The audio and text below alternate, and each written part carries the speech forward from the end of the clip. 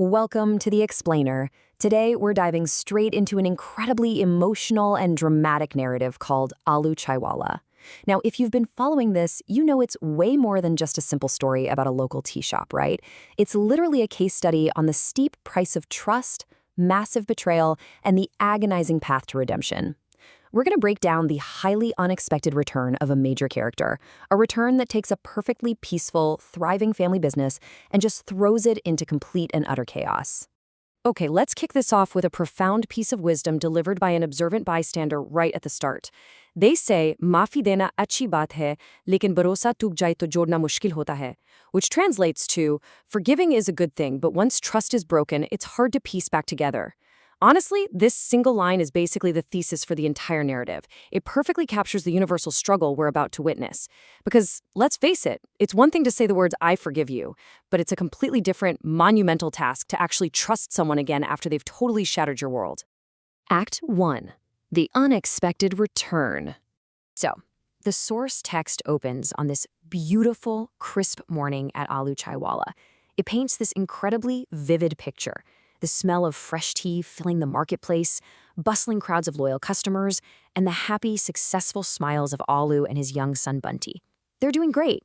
I want you to really picture this cozy, successful little environment they've built side by side. It's a picture of utter stability and hard-won peace. And that's exactly what makes the disruption we're about to see feel so incredibly jarring. Because out of nowhere, that morning peace is completely shattered. Muli, Aloo's former wife, emerges from the crowd. And what's really fascinating here is how her arrival is described. She shows up in tears, wearing dirty clothes, with this deep, unmistakable regret visible on her face. Before she even utters a single word of apology, her physical state, the soiled clothes, the open weeping, it immediately broadcasts her dramatic downfall. She's the absolute picture of ruin. The immediate reaction to her return gives us this brilliant split-second character study. On one hand, you have Bunty's anger. His reaction is fierce, instant rejection based entirely on her past abandonment. He's demanding his dad send her packing. But then, on the other hand, we have Aloo's patience. He just takes a deep breath and says, "Son, let's hear her out first." It instantly sets up this incredibly tense, emotional tug-of-war right there in the tea shop, pitting a father's measured patience against a son's raw, unhealed trauma. Act 2. The Scars of the Past. Now, let's look back and map out the exact emotional and physical cost of Muli's previous betrayal. Step 1. Muli leaves the family to chase after wealth, actually calling Aloo poor on her way out. Step 2, and this is without a doubt the most heartbreaking detail in the text, Aloo remembers the nights little Bunty had to sleep hungry because they had literally nothing. Step 3, through sheer willpower and absolutely grueling labor, Aloo and Bunty build the successful tea shop we see today. And finally, Step 4, Muli returns. Tracking this timeline makes you realize she isn't just asking for a place to crash. She's asking to step right back into a castle that she abandoned back when it was just dirt. Muli's public confession here is pretty much the textbook definition of a devastating betrayal. But man, is it laced with a bitter twist of irony. She confesses to the whole crowd that she left her family for a wealthy lover only to be entirely deceived by him and lose absolutely everything. Think about that. Her pursuit of money, the one thing she valued over her own husband and son, led directly to her complete ruin. She's left with zero assets and literally nowhere else to turn but to the very people she broke. Aloo's response to her tears is basically a masterclass in emotional endurance.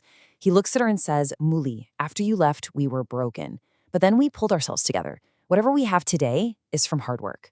I really want to emphasize that word, broken. Aloo doesn't sugarcoat the damage she caused. He acknowledges the pain head on, but then pivots immediately to their resilience. It's this polite yet incredibly firm reminder that, hey, we survived your worst, and we don't necessarily need you to survive right now. Act 3. The Tests of Temptation. And then, right in the middle of this desperate apology, the source text describes a shiny, black car suddenly pulling up to the tea shop. Out steps the wealthy ex-lover. Yep, the very man she ran away with. He literally laughs, tells her he started a new business, and demands she come back with him. The sudden arrival of the shiny black car is a glaring physical symbol of the exact same greed that destroyed Muli's family in the first place. Temptation is delivered right to her doorstep. The text specifically points out that she goes dead silent for a moment. Everyone's eyes in the entire marketplace are just glued to her. Try to imagine the heavy, agonizing silence in that shop. She is forced to make a massive choice right then and there. Does she stay with Alu and prove her true repentance through hard work? Or does she walk away, hop in that shiny car, and prove that her lingering greed is still way stronger than her love for her family? She slowly walks toward the wealthy man. Bunty actually begins to cry, but then she stops. Her rejection is fierce and it is definitive. She yells, "No, I will not fall victim to greed ever again." And she literally throws the money he offers right back in his face, telling him he ruined her life and she wants to fix her mistakes. Delivering this rejection, especially with the physical action of throwing the cash, proves, at least for now in this highly charged moment, that a genuine shift has finally happened in her priorities. So the wealthy man speeds off in anger, and Muli humbly asks Alu if she can just stay on as a helper to serve them, acknowledging she's lost the right to be called a wife. Now, the absolute crucial point here is how incredibly logical and careful Alu is about this request. Step 1, he listened to her plea. Step 2, he states that forgiving the past is actually the easy part, but step 3 is the absolute core of the story. Let time test her true intentions.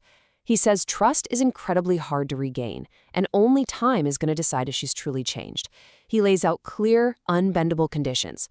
Notice how the narrative then uses a pretty significant time jump to prove a point. The text tells us that months pass, and during this entire time, Millie works diligently at the tea shop every single day, completely without complaint. Even the regulars in the market start to notice that she genuinely seems to have changed her ways. This isn't just some empty verbal promise anymore. She is out there putting in the hard, grueling work to earn back that shattered trust, day by day. The final cliffhanger. Just when you think things are settling down, the source text introduces a brand new, highly secretive conflict. One day, this mysterious man sneaks around to the back of the shop. He hands Mukli a thick envelope full of cash. And the condition? He just wants her to hand over the secret recipe for Alu's famous new chai masala. The text specifically describes Mukli's hands trembling as she holds the envelope. I mean, the suspense here is off the charts. She is holding literal wealth in her hands, completely unobserved by Alu or Bunty. Nobody is watching her. And this brilliantly illustrates the ultimate thematic core of the entire story, presented to us as one final, massive test. On one side of the scale, we have Pesa, money, the immediate, tangible lure of cash, which is the exact same weakness that corrupted her the first time around. And on the other side, we have Naya Barosa, new trust, this incredibly fragile bond she has spent grueling months trying to rebuild with her family. It's a literal, physical choice between her past flaws and her future salvation. So, has she truly changed, or does everyone ultimately have a price? We are left completely unresolved here, staring down one simple, totally maddening question. Usne kya faisla kiya? What did she decide?